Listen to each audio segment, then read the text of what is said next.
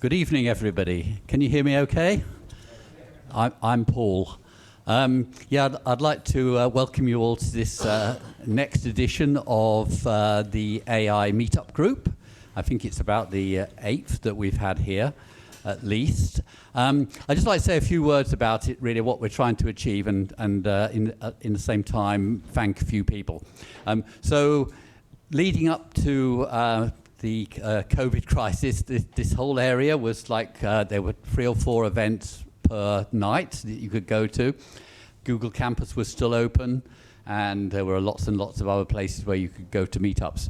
When COVID struck, I think a lot of those places stopped operating, and what we feel quite strongly about is we really want to bring back the whole sort of startup vibe here, get people engaged, particularly around AI. And I'd like to say we're doing it in the best place, because IDEALondon was here way back, I think in 2013 or something like that, and have been a big part of the London Shoreditch ecosystem ever since.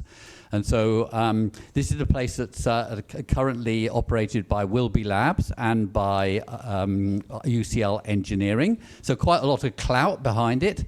And I'd like to say there's a lot more to it than just meets the eye. In a moment, I'll get Sabita to talk a little bit more about that, just 2 minutes on that.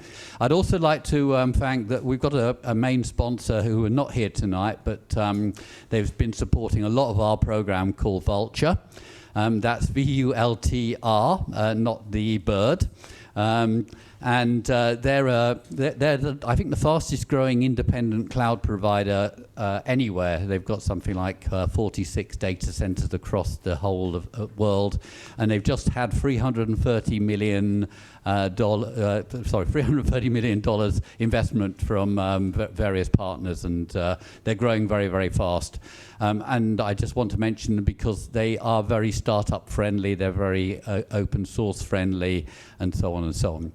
And then finally, I want to mention my own organization. I almost forgot. I always have trouble.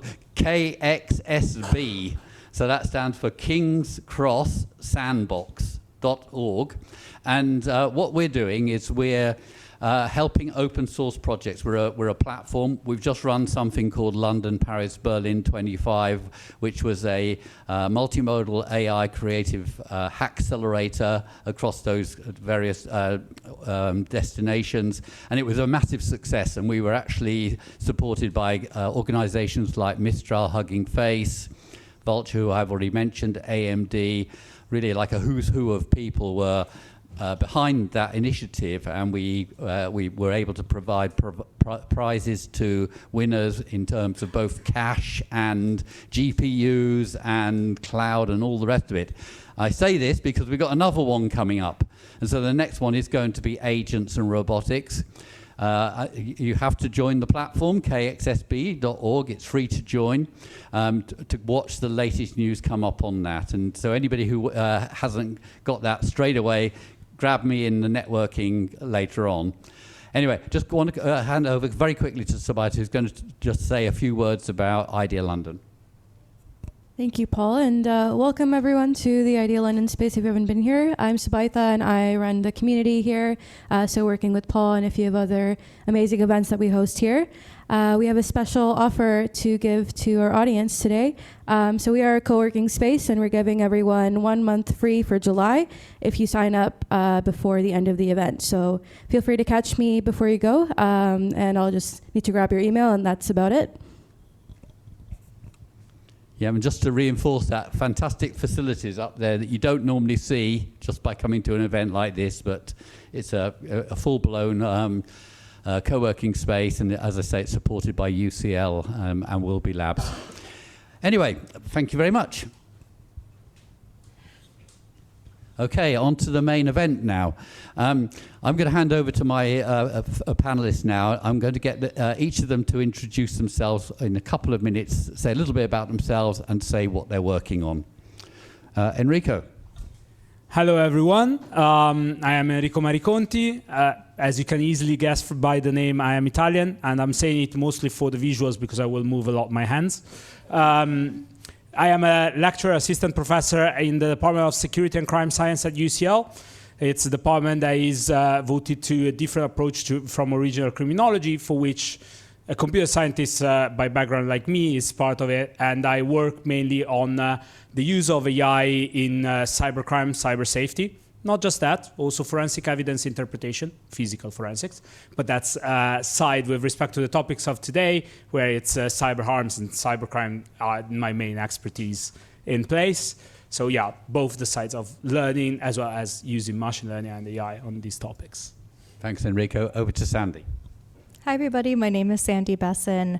I am an AI research engineer at IBM Research, and I am also an ecosystem lead for the product incubation team. So a lot of what our team does is we take new research that has come out, we build in the open, so we build open source, we are vetting ideas, what sticks, so everything that I talk about today, if it has to do with the products that we're building, is something that you can actually contribute to, touch, and feel. Especially right now, we're focusing on BAI. It's three things. It's an agent framework. It's a platform where you can run, test, and share agents with others. So all the things you build, you can actually have a really easy UI to spin up and share that with others, which is a huge pain point that I have as someone who's not a full stack developer, but specializes in something. And it's also a protocol. So we have agent communication protocol. You might have heard of MCP. I see a lot of heads kind of moving.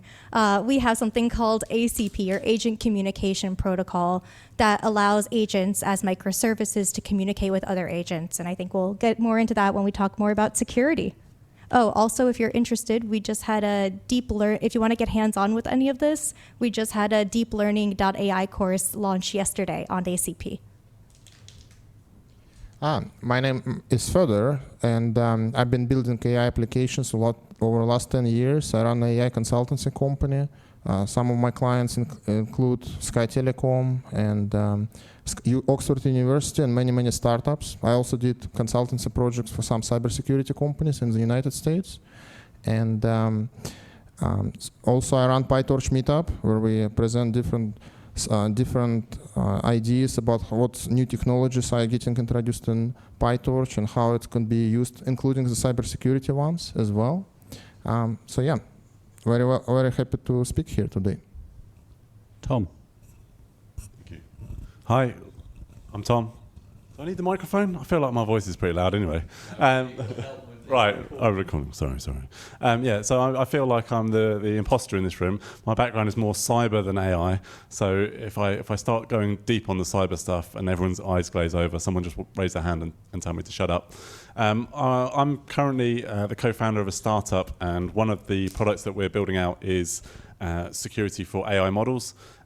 What we do is we allow you to take a model, stick it inside our security container, and we take care of all the security stuff. So hardware, encryption, in-use transit, at rest, it's TPM, it's identity, it's provenance, it's all of the good stuff that you need and you probably don't know anything about because you're more interested in what your AI does, and security is a boring thing that someone does at the end when there's only 2 weeks left. Thanks, Tom. And I'm just looking at my next question, and I realise it's probably the broadest question that anybody's ever asked about cybersecurity. So the question really is, in this world we're moving into where agents are so important, and we have both single agent situations and multiple agent situations. And this is where it's a broad question. What are the prime risks that we face? Tom, do you want to start? Yeah, sure. Well, I guess how long is a piece of string, or where do you start? It depends what you're using it for, what your agents have access to, what the capabilities are. I think back to my point at the end, like security is always the last thing that people think about, and it gets overlooked and people don't understand it, so they don't bother. And you've got classical cybersecurity, that's just making sure identity and encryption and all those things are there. But then with agents, you've also got a whole new vein of attacks of like distillation, poisoning, evasion techniques that people use where your traditional cyber people don't know anything about it. Coupled with a general attitude certainly in the kind of the large foundational models where everyone's just like, go, go, go, and don't worry about security. There was literally a conference a couple of weeks ago where I think it was the they had people from most of the major companies, and they're saying, the question was, what are you doing about security? And they're like, basically nothing, because all the money is go fast, because it's winner takes all. So in relation to the question, the biggest thing is, I don't know, it depends where you stick the AI. Sure, I believe on one of our PyTorch meetups, we had interesting presentation from Revolut actually. So Revolut talked about how to use AI and LLMs for the customer support. The customer support is a common task. A lot of companies do that. A lot of websites have customer support. So you can just put LLM theoretically behind that form, and LLM will respond to the user. But the problem with LLMs is that sometimes they're inaccurate, so they might give the user some wrong information. They might give users some information they're not supposed to give, and they also might do something on behalf of the user they're not supposed to do. So it's actually quite difficult to make it all right. It requires a lot of engineering, a lot of guardrails. In the end, you kind of limit the agent and make the agent to work in a way that he cannot really do that much. And then it's more reliable. But once you try to apply it to a broad set of activities, then it's actually quite difficult to make it reliable enough to be used in the wild.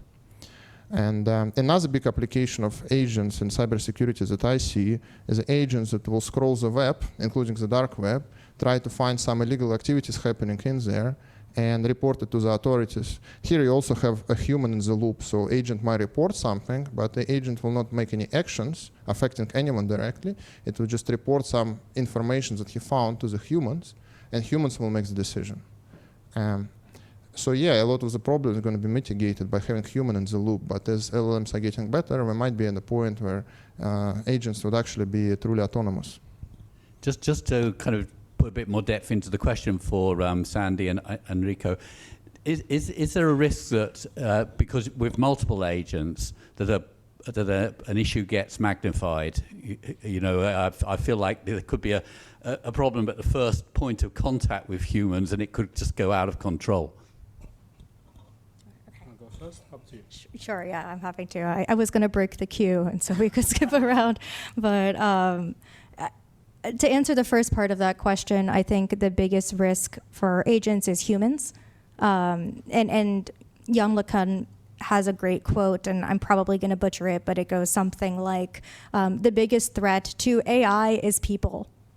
And it's true, because the lack of understanding and education around it is what's going to cause these issues. If the people building it really invest in understanding some of the things that Fedor was saying, like guardrails and how to stop jailbreaking attempts and how to mitigate it for hallucinations and things like this, then we would have much less security issues. And so those are the biggest risks, is lack of education in the area. And frankly, it's just not mature enough yet that there are best practices or there are like reference architectures or things to follow for this, because right now every situation is so unique. And eventually, I mean, that will always be true to a case, and that's why we have services and consulting, right? It's because things are unique and not template. But we will understand more, and the more people can educate themselves on these things, the less risk we will have. About the second part, yes, that's definitely true. I wrote a paper on the landscape of agent architectures, and one of the points that we made was that, especially true if you aren't in a multi-agent system, if you don't have evaluation that's built into each step, or you don't have observability at each step, so you know when one agent makes a mistake, is that being fed in as the input to the other agent? So if you can stop it at that point, then you have a lot less risk in the entire system being compromised, and you actually don't know where the mistake was made, and that can propagate and cause more hallucinations. That's kind of interesting, because Sorry. It's kind of interesting because in traditional cyber, when people kind of have a security operations center, so the people that sit and try and keep the system safe, one of the things they look for is, it's not just like an individual single event that happens, it's a pattern of events. So it's not just someone accessing something out of hours, it's someone accessing something out of hours in an area they're not supposed to do it, and it's this and the other, and they're just about to leave their job. So similarly with the AI, if you've got multi-agent, there might be things that are safe in isolation, but it's when it's combined with other things. And when you've got a system where no one fully understands all the agents, it's going to get really, really hard to understand what the threats are. Rico. I'm not sure I can add to so much insight that the three of you have given, but I'll try. Yeah. I'll try, but I'll also start with a comparison from one of my favorite movies, let's say, although it may be a bit old, I'm pretty sure a good chunk of you have seen it, Star Wars Episode 4. There was one place they had to go for the rocket, but that place was needed in that design because they needed the air to breathe for the reactor, right? Now, that was a useful thing to have, but it was also a problem given a weakness. In the moment we have more than one space to give to let the reactor breathe, we would have maybe the opportunity of making the reactor go faster, stronger, whatever, so more efficient, but at the same time we have more weaknesses. Same happens if we have more points in the surface that can be attacked as multi-agents as we are talking about. And therefore you may not need the force, you may just need someone that has a decent aim at that point. But just aside the comparison to give a bit of an idea of where the problem can lie when we have multi-agent type of situation, I make an example related to Gen AI that I incurred in recently. As part of my job, I'm trying to have some fun with the issue that currently universities are facing, that some assignments could be done to some extent from Gen AI in place of the students. And so I tried to make Gen AI collaborate with me as a lecturer in convincing the student that cannot be done. And I tested it over 3 different AI systems, and 2 of them with the whole thing I ideated rejected the idea of doing the job for the student. Great. The third one was like, no, I cannot do it, but I'll take the responsibility. Okay, fine, I can draft you the whole essay. You see where the problem lies. When you have more than one agent, you may have the weakness in one of them that may have other strengths, don't get me wrong. Most importantly on that, I'm trying not to make names for obvious reasons. It's not nice. But most importantly on that is what Tom said at the beginning. If you arrive first, you take the big piece of the cake. And that's one of the reasons why security is often put aside. Why? Because people that have a security mindset tend to put problems in front, tend to think, okay, what can go wrong with that? What can possibly go wrong with having that type of system in place? Have you tried and countered this type of issue? Trying to counter these type of issues takes a lot of time, most of the time. So when time is money, we can put it whatever we want. Time is money, well, then you want to have those type of issues out of the way, whether you have dealt with them or not being in your mind. You want that product out. And therefore, that's where the problems become. And we have had plenty of examples. But even if we take it just on the simple malware side, think about the rise on 0 days for systems. Well, that's happening also with AI systems, so AI agents as well. So the issue that you would have with you deploy something in no time before you can even realize someone has already found vulnerabilities they can exploit. And that has nothing to do with the technology itself. That is great in itself. It's just how we design it, how we think about it, the practices you were talking about, all those kind of things are crucial. And we need to work on them because they should come before the product. They often come way later, not later, way later. And it must be worse with like Gen AI because things are moving so fast, right? It's something new every single day of the week, and there's a massive pressure on the companies to get the latest model out there. So I guess security falls behind sometimes. I mean, this time I'll go first, guys. I'll leave you the no, but if you think about it historically. We have started with the first prototype of the internet on the 70s, and then it became mainstream with the dub in the 90s with Tim Berners-Lee, etc. in the 90s. Okay, so 20 years basically from the first attempts to something that was used by the people. We get to mobile phones. We are in the 90s. We get to smartphones in what, late 2010s. You see how it's shortening. We get to a shortening phase. If we go to telecommunications, it's even worse because nowadays, remember 4G. Does any of you remember the name for 4G? The LTE, what it does stand for? Long-term evolution. We are already testing the 6G. It doesn't look like that long-term though. So we are in that acceleration. Gen AI is just another one that is going faster and making our lives faster. Thanks, Enrico. Can I touch just quickly on something Enrico said? You mentioned a problem of trying to, I guess, jailbreak a system to some extent. And it was a security issue, but not a cybersecurity issue necessarily. It was an alignment issue. So it's a different type of security issue where if you have a company that maybe, like turning this into more kind of an enterprise use case, if you are using an LLM or you have some sort of customer-facing chatbot that you don't want to respond a certain way, it's really important that you choose the specific model and you modify the system prompt. And there's also all sorts of other things that you do on top of that. But you choose the one that's aligned correctly for your use case. And a really short, funny story is I was working a bit with uncensored models. And at first I was like, I never want to use an uncensored model. I think that they shouldn't really exist. Everything should be aligned. And then I realized that for the use case that I was doing, I could not get the answer that I wanted the LLM to give me with an aligned model because it just wouldn't be mean. And especially some of the ones that are super aligned, like some of the ones on Azure or Claude, super aligned, because that's the ethos of the company is for them to be the good models, right? The good guys. But for certain things, these unaligned models are still useful, but as long as you know how to handle them and what you're doing with them specifically.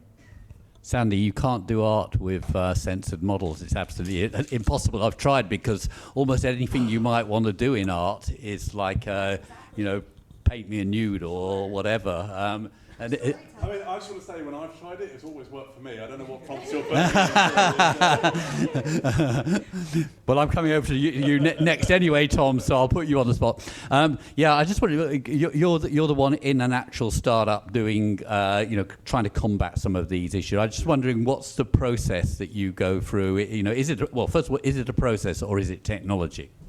Okay, sorry, in what context? Is which a process? In terms of combating the risks that we're talking about.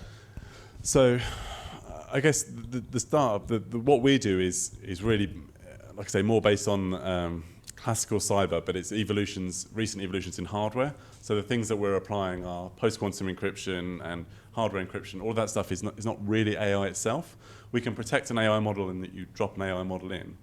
So we're solving the problems where you built AI, you didn't put any security on it, and we give you the stuff that will stop it getting tampered with or stolen or used in ways that it's not supposed to be. But there are a whole bunch of attacks that we're not really focused on. That's what other people do. So like the prompt engineering, if you look at someone like Calypso AI or MindGuard, they're specifically developing agents to attack models so that they can use AI to attack AI, to red team it, to see where the issues are. You've got people doing research around how you detect if someone's trying to distill information back out of your model. So everyone saw DeepSeek go and allegedly for 5 million do what ChatGPT took 80 billion. But some of that was 800,000 queries into ChatGPT that have been structured very carefully. So, and it is interesting because, again, to Sandy's point about like, whose responsibility is it? So a typical sort of CISO, like the chief, why's my mind gone blank? Information security officer. God damn, I should know that.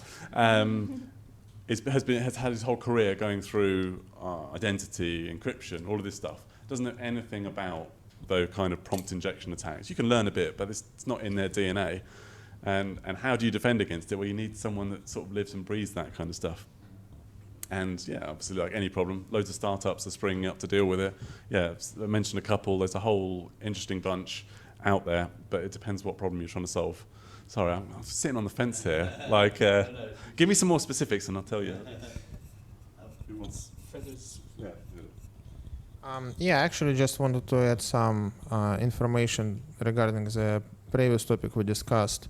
The Gen AI is developing quite quickly, but there's fundamentally only two methodologies in it right now. The first one is utter regressive. This is what LLM does. What LLM does, it generates one word after another, and it uses the previous generated words to generate the next one. Fundamentally statistical based. It just generates some probability distribution of the next word and picks the next word from probability distribution. So that's the first methodology. And the second methodology is the diffusion models. That's how the pictures are generated, and this is how the videos are generated. And all these methodologies, they don't inherently have a mechanism to program them in a deterministic way. So it's all non-deterministic, and it's all based on the training data. So alignment of these models actually means that these models were trained and fine-tuned on some set of data points. Now, if you work with some fundamentally new data, they may not necessarily be aligned with this new, fundamentally new data. And that's why all the big companies will have this loop where they will be adding more and more data to align these models on newer and newer data as some new texts are coming up on the internet. So that's a process that's actually have to be constantly working. I think Tom and Fedor there illustrated perfectly how this is almost like two different worlds colliding. And it's probably early days at the moment, right? And I don't know, maybe are IBM, in terms of putting out frameworks, trying to address this kind of divergence between the different worlds? I mean, is it helping, or is it still at too early days to be addressing those issues? Yeah. So yes. And we do put a lot of stuff in the open around it. We're part of the Open Source Security Foundation. We open source a lot of stuff there. We also put out a lot of reports in IBV, or Institute of Business Value, that people can read and kind of draw on where security is being applied. Specifically, one thing that we're working on, and I can speak a little bit more about it because I'm working on this thing, is with agent communication protocol, what I was talking a little bit about, how MCP essentially enables a model to draw upon context from a server. So you can either call a tool, a resource, or a prompt, and then use that as a tool to provide more context to the model itself. So think of that as kind of the vertical layer. And then on the horizontal layer is more agents communicating with other agents as microservices. And where this kind of collides is the security aspect itself. There's like an element of how to secure the model via all the things that Fedor was talking about before, like prompt injections and all that type of stuff, human in the loop, kind of causing security and all that stuff. And then there's the layer of when you're actually having one system talk to another, all of a sudden now you've opened it up over the web and you're talking about how do you secure things over HTTP. And so that's where we're building this ACP, or Agent Communication Protocol, and we're adding things like OAuth onto it, where you can authorize one agent to speak to another, and in different measures. And again, if you have ideas on this, it's open source, openly governed. You can, check out the discussions that we have there that we're talking about with the community. You can contribute to it if you want, and build it out with us. So yeah, there's stuff that we're doing to try to align these, but you have to remember it's kind of two levels, right? We're talking about like typical security practices along with methods that you might use. I've got one very quick point to make. If you take anything away from this, if you actually do care about security and AI, if you take anything away, get your phones out, get your pens out. So MITRE is a standard framework that cybersecurity people use. There's MITRE Atlas for AI models. So that's just a kind of a grid framework that you can easily look at and see, am I thinking about all the things I need to be thinking about? Thanks very much. May I quickly ask a question about the ACP? I was just thinking one thing, as I tried to say earlier, there's a lot of things that we can learn from some other fields, and still in computer science in general, let's say, and in security we developed security since Felson's first malware was 85, if I remember right. There was the virus, for which now we call antivirus instead of anti-malware. But so what I'm thinking is, have you had opportunities to try and think to similar challenges that were in other security aspects and being able to transpose them and apply them into the ACP that you are developing? Me personally, no. However, we do have a team within IBM Research. Like, we have a large security team, and we have members from that team working on ACP with us. And so they're contributing to the security standpoint. And they come from traditional backgrounds. So yes, they're applying these principles. And right now, the truth is that we don't have a lot of security practices in general in this area. And so it's all new. And so we're trying to figure out, do we treat it as normal microservices, or what else needs to be built on top of that? Great.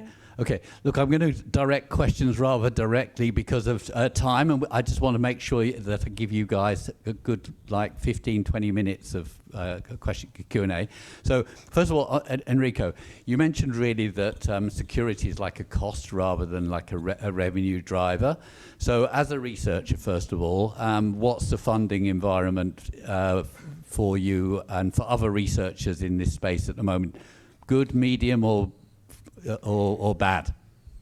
I mean, funding is never enough, in my opinion. Let's start from that. For me, it's fun, actually, because I have the side of not having the pressure of being the revenues of a company depend on my work on security. I've had also that, as I worked before my PhD in a security operations center with the related pressures of it. But the point is, there's funding opportunities depending on the sizes, and there's some fundings that need the registration with UKRI, but like EPSRC calls, Innovate UK calls in particular for companies are good ones. There's some from other companies, like Google has gotten out a new one recently, not a big one, but always something to consider in any case. I'm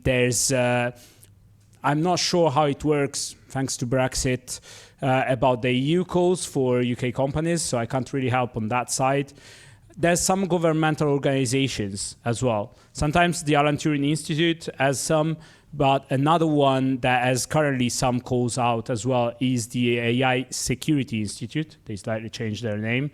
It's a governmental organization, and they have some calls out at the moment. So there's opportunities for fundings. They have their own rules, so you would need, if interested, to check those. You may need to have different companies, charities, universities involved, so people from different organizations. But it's not that bad, because AI in general, security as well, are quite something that drives interest, let alone from venture capitalists, but that's not my area. So there's opportunities there for people interested with good ideas.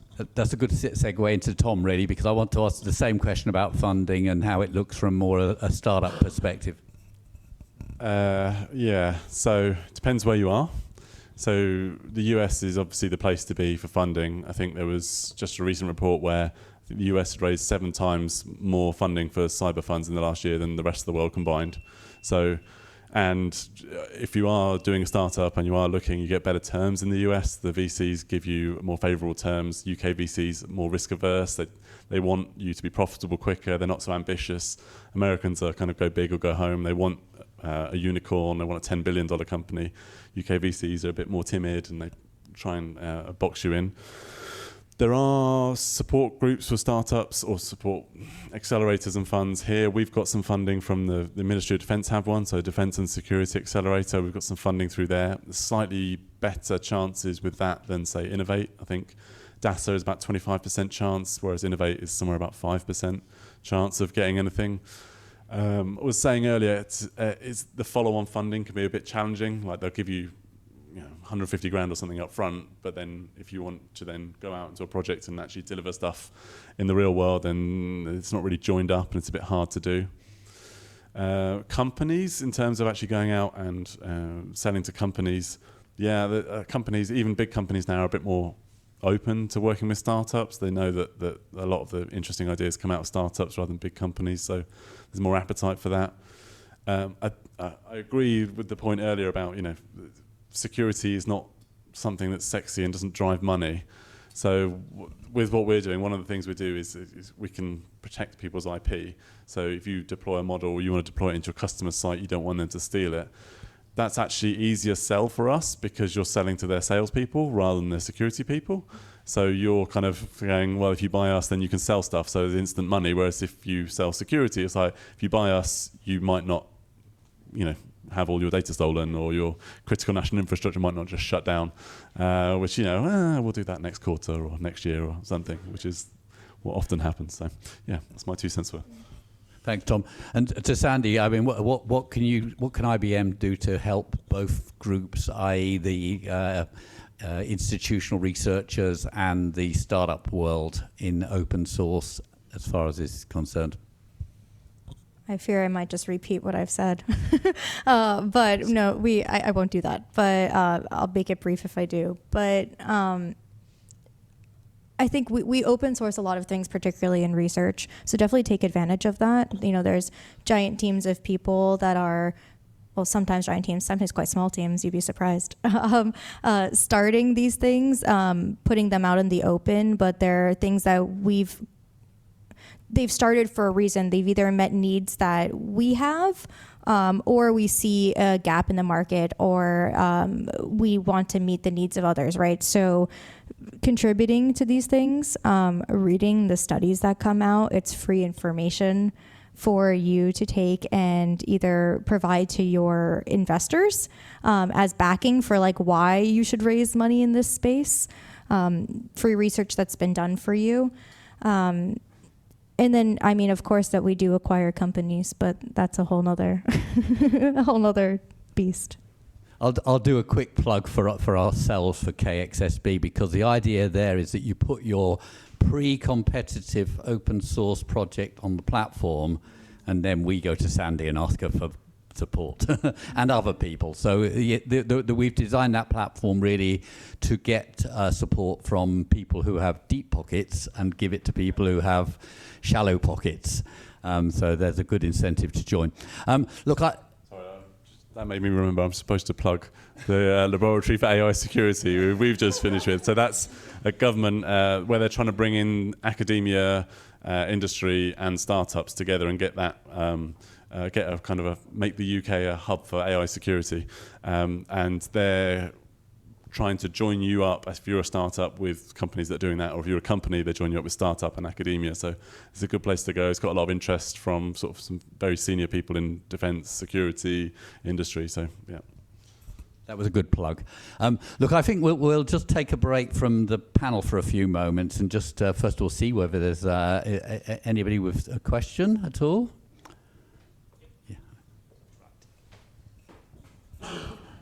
Yep.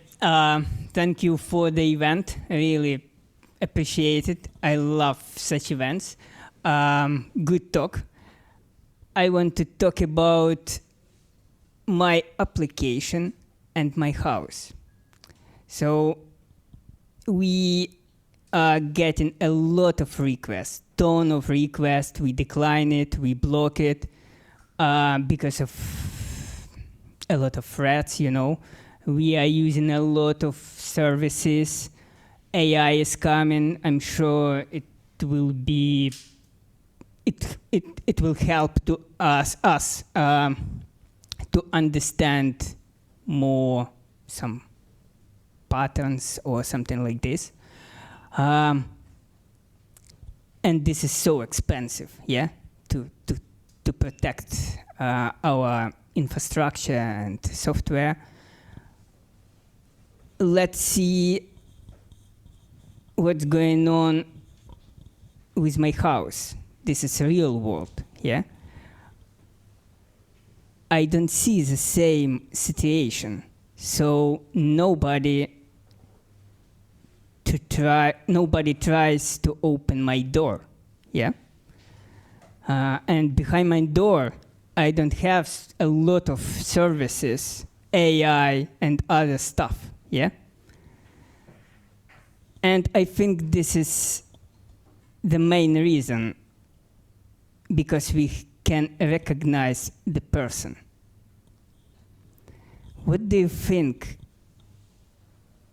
Can we change something and try to find the way how to recognize the person in visual world and maybe we don't need all this stuff, and maybe we don't need to spend a lot of money. Thank you. Good question. Enrico? I want to give you a slightly different angle on the concept of, yeah, in my house, not many people try and get in. What we tend to do in security, not just in research, everyone, what we tend to do is what's called the threat model. So we evaluate who could be the threat, how likely they are to target us, what would be the vulnerabilities they would exploit, et cetera, et cetera. And I'll make an example from a PhD student of mine, because that fits with your idea. We're working on IoT, consumer IoT. And in particular, there's a chapter of his work on doorbells. So we actually attack doorbells, obviously not going randomly in the houses and attack the doorbells of people. We do it in safe environments. But point being, there's a decent amount of vulnerabilities we have found in common doorbells you can buy. Maybe there's not even a question of how much it costs the hardware to do these kind of things. We were easily able to stay below £100. So sometimes costs less than the doorbell itself. But who would have the technical knowledge to do that? Who would have the will to do it to a random person rather than not going, I don't know, not to tell you you're a random person, right? That's just the average type of person. Like it could be me, it could be, I'd say you, but as well as basically everyone here, don't get me wrong. It's just, if you may want to try and do those kind of things then in those boroughs where there's people that have houses of a certain level. But then again, you need to have the technical knowledge. You see how complicated that can get. Now, we do this type of work all the time, both as researchers, as security experts in companies when we apply security properly. So, point being, there's plenty of these threats. There's also the opportunity for these threats. As simple as that. It may be that, I share, like I make you this example of a multi-agent situation. Common defenses, as of you have a local system, your competitor has a local system, and the two systems of defense interact with each other, or the two AI systems doing some sort of work interact with each other to get a better result, both of them, okay? I'm not leaking to you any information about the data I use, but you can try and infer it through certain type of attacks. And it's something that a couple of my colleagues here actually mentioned. And that type of work happens, why? Because you would have the opportunity to gain an advantage, to gain more money. So these type of situations is where you really think a cost-benefit type of thing, where I can do that. And if we are talking about cybersecurity and someone that's trying to get an advantage on that, most probably they have also the technical knowledge. If they don't, welcome to cybercrime as a service. And that's where you just pay and they do it for you. And there's plenty of examples in the last 10 years that we can talk about on that. I'm just reflecting on that, and I was just thinking that should LLMs themselves not be the best at looking at the total universe of possible outcomes and somehow be able to solve his problem of having to buy 1,000 different products randomly in the hope that they'll solve everything? I can see it's not something that's going to be solved tomorrow because the LLMs might hallucinate in looking at the total universe, right? But is that not a possibility in the long term? It costs too much. Like if every request comes in and you feed it into ChatGPT, all I'm going to do is spam you with nonsense requests until you're broke. Like it's a different. You're opening yourself up to a different threat then. I will caveat with that. What inference costs are coming down. So that might be true today, but that might not be true next year. It's never going to be that far down. It's Well- never going to be as cheap as just sticking a network switch and just bouncing you.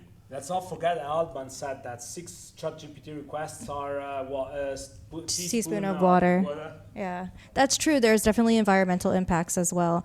But you can cache some of these things, right? You don't need to generate them freshly every time. So once you've done them for one thing, if you have, if you're doing pen testing, you're doing the same kind of tests every time.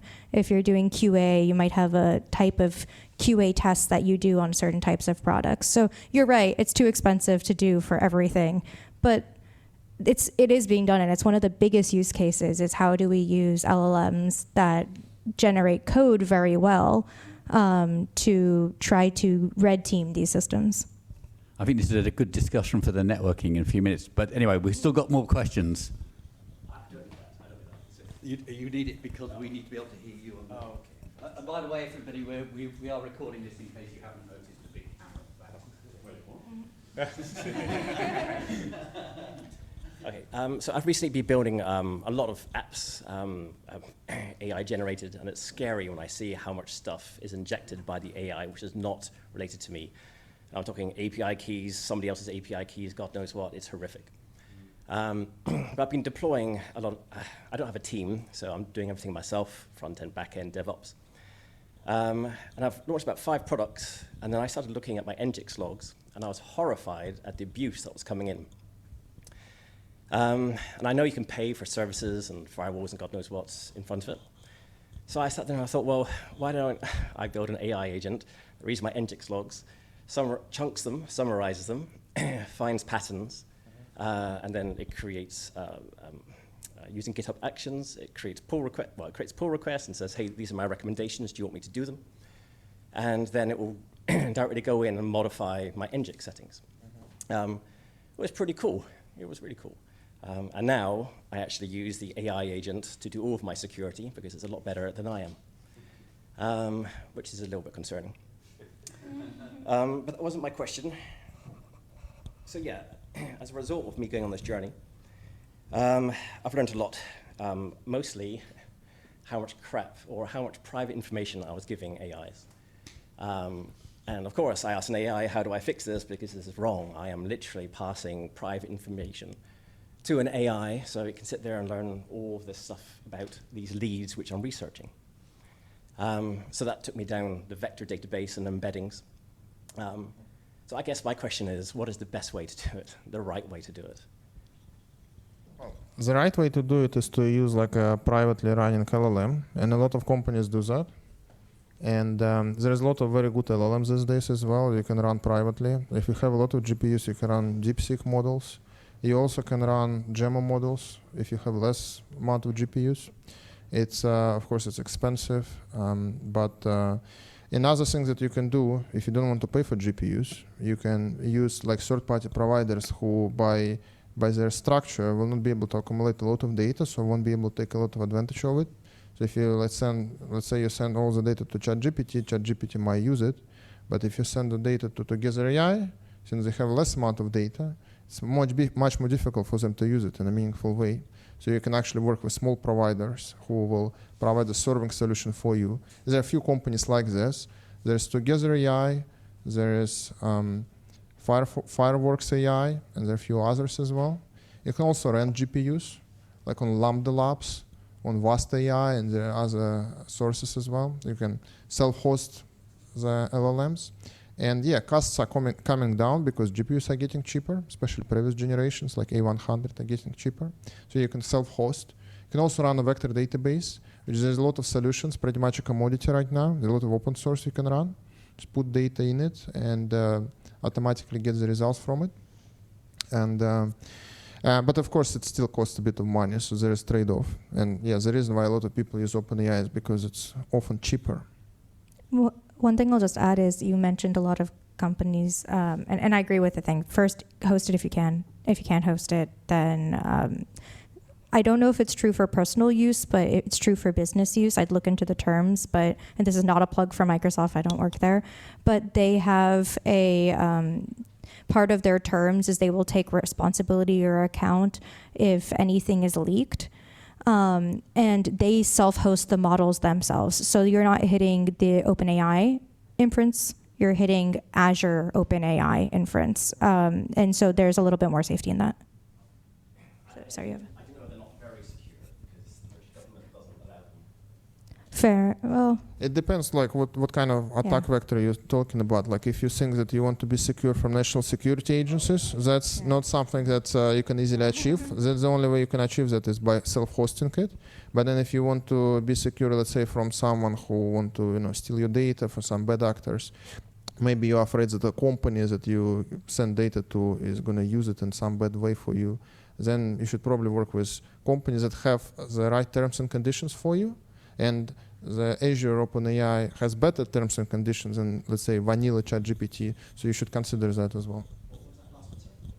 Azure OpenAI has better terms and conditions than standard ChatGPT. With the same model, pretty much. Also, just make sure you're using Cloudflare, if nothing else. Oh, yeah. You don't need to go crazy, just the basics will save you a lot. Any more questions?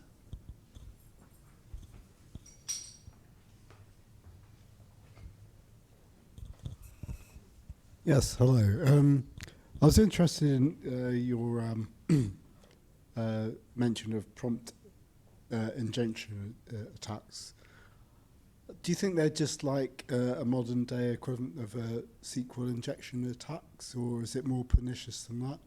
I mean, if you got that in the SQL one, so. But how do you guard against them? I think that's. So first of all, I really like the question, as of it's kind of what I've tried to say about the bridges that there are between different situations. Just to add a small thing more in general about what you were talking about, I actually think it was an IBM founder back in the late 80s who said cache is king first, and then repeated by Lewis Hamilton in March 2020 when COVID was happening. C-H-E or? C-A-S-H. Oh, okay. Cache is king. And the point I made recently was, nowadays, data is king because data is cache.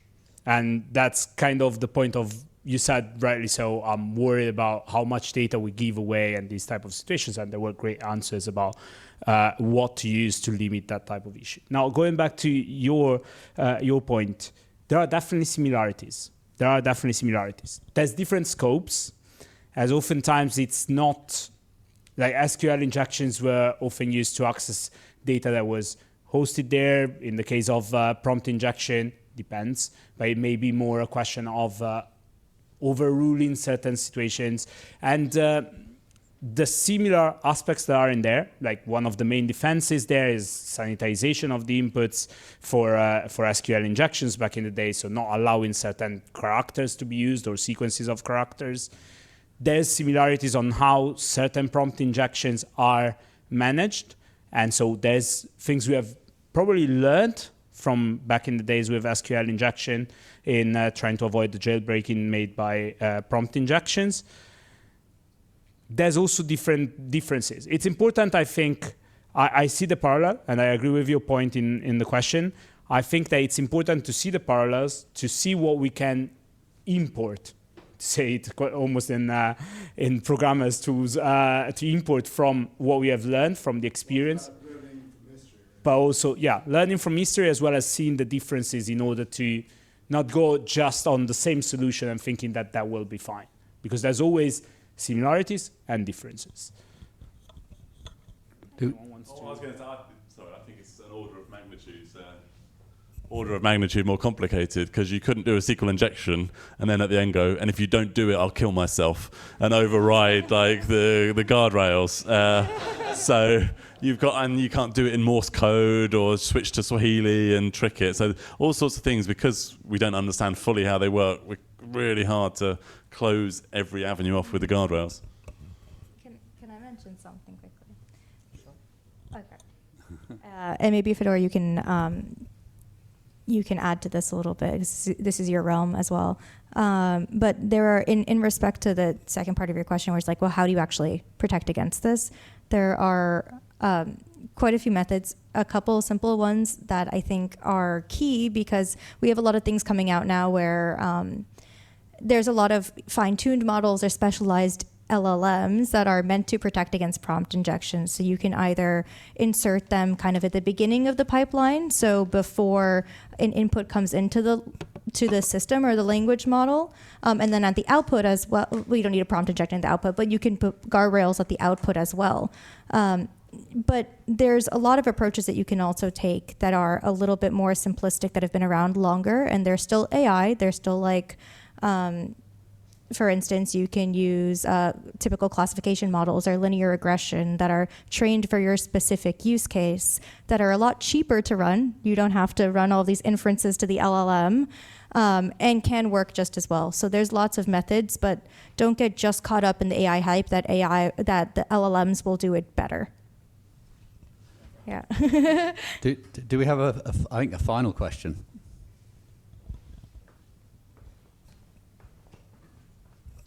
Thank you. We are at a time that generating really realistic videos, voice to impersonate anyone is becoming really practical and cheap these days. You can even simulate a passport picture of someone.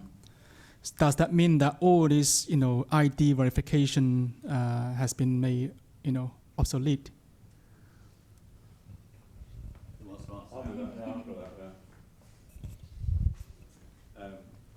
So, in a way, yes. Like, as in, you can't just accept, a fuzzy photo of a passport and go, yeah, that's probably all right. Now I'll give you a bank account. But where you see, this is where the hardware cybersecurity comes in. So you're increasingly seeing, if you use Windows, you'll have known that when it moved to 11, it would complain if you didn't have a TPM chip. So this is where you've got sort of security. Your keys are generated in hardware and can never leave. So you can't forge where the thing is without breaking the hold of cryptography. So your identity is proven by a physical thing that you have. So if you look at somewhere like Estonia, they all have these digital ID cards. They use it for all your public services. You can just kind of stick this card in. It's got a secure chip on it. It's a much more secure way of identifying rather than logging on and NatWest saying make a face, stick your tongue out, and we'll trust it's you. So there are, in that cat and mouse game, there are other things that people are bringing in to make identities more secure. Are you making the case for ID cards? Yeah. Let's not go into the politics panel. We'll go into that afterwards. Yeah, exactly. If I may add, because he is completely right, but also it's an arms race all the time, and there's layers to that arms race. There's policies, there's politics, there's technology, there's, on some aspects, there's a lot of other functionalities and even situations in terms of having the materials to do the things. So it gets into a whole area. It's not just, how can we fight it? Because there's a lot of steps. So his point is really important on that. And so maybe the idea comes from something else. I've probably seen passkeys coming out. That's a big thing, which is hardware-based. Okay. You're all very enthusiastic about the topic. So what I'm going to ask really is kind of just casting ahead. What really excites you about this area? Or what frightens you about it? Enrico, that's a. Well, to me, solving problems is always fun. Okay, let's start from that. So there's a lot of challenges associated to this. To me, the security challenges are even the most important ones. So I think that with Tom, we'll have to discuss about those in general. But the most exciting part is more in the future, how these will evolve into something else and how prepared will we be, exactly because we are getting into a faster cycle all the time. So I'm curious to see on that point of view what will happen. Great. Sandy? What excites me is what I will be personally and for everyone else out there able to accomplish. Like I said, I'm not a full stack developer. I'm doing very much full stack developer things that would take a lot of knowledge to be able to acquire, and anyone now that has some technical experience can start to do these things. So you're going to see people that are capable of learning a lot more and accomplishing a lot more because the resources are almost unlimited, and you have this private tutor that's teaching you how to do this alongside. What scares me is not the technology itself, but the people. Yeah, so one problematic part of this whole Gen AI improvements that we had over the last 3 years is that scamming became more easy, like much more easy, right? You can, especially since the scammers don't yet have the technologies, they haven't adopted them yet. But then soon, at some point, they will start impersonating some relative of a victim. They can impersonate in the voice and in the face as well. So that's not good. And there might be some methods we can fight them with. especially since Gen AI creates a lot of artifacts specific to generative AI, can be detected. Since it's a neural network, it's not really a natural way to generate the text. So there's possible is that it could be detectable and could be preventable, but I think it's still an open question if AI is going to be so good that we won't be able to detect it in a reasonable compute time.